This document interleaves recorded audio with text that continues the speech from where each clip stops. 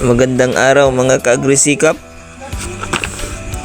Mag top dress na po ako ngayon sa aking palay na Love 777 Hybrid Rice. 42 days after transplanting. Ngayon, isang sako ng 0060 o putas. Haluan ko ng isang sako ng 2100 at hahaluan ko rin ng 2 pack ng Farmer's Friend, isang organic plant supplement, 100 grams every pack, so 200 grams lahat sa 2 packs. Hahuluin nating mabuti para pantay ang epekto ng abono at plant supplement. Magandang timing ng pag-aabono ng 0060 ang paglilihi ng palay. 2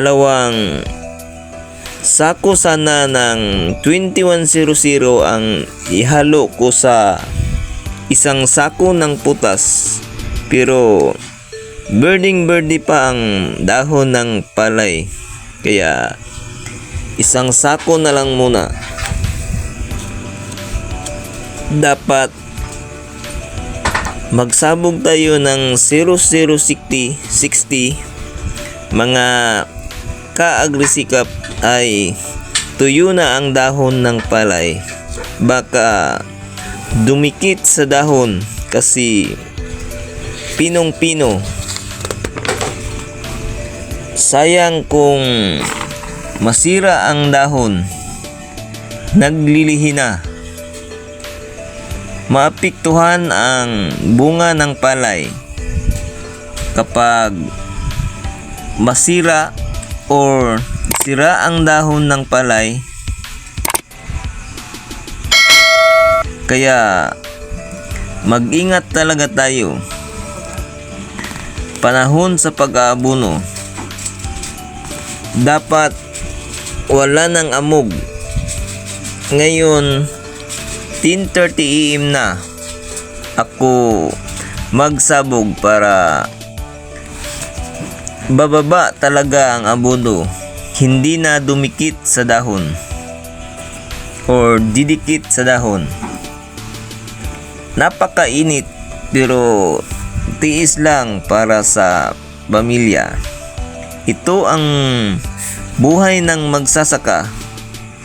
Ulan at init, kayod or trabaho pa rin. Hindi susuko sa kinabukasan ng mga anak.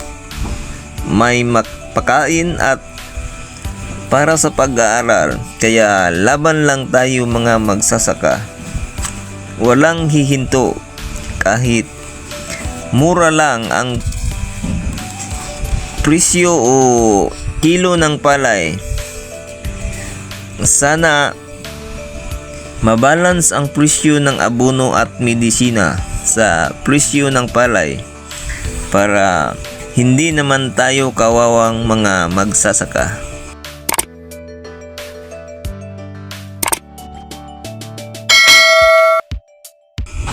Hanggang dito na lang muna mga kaagrisikap. Salamat mga kaagrisikap sa panonood at pagsubaybay. Hanggang sa muli. Bye-bye.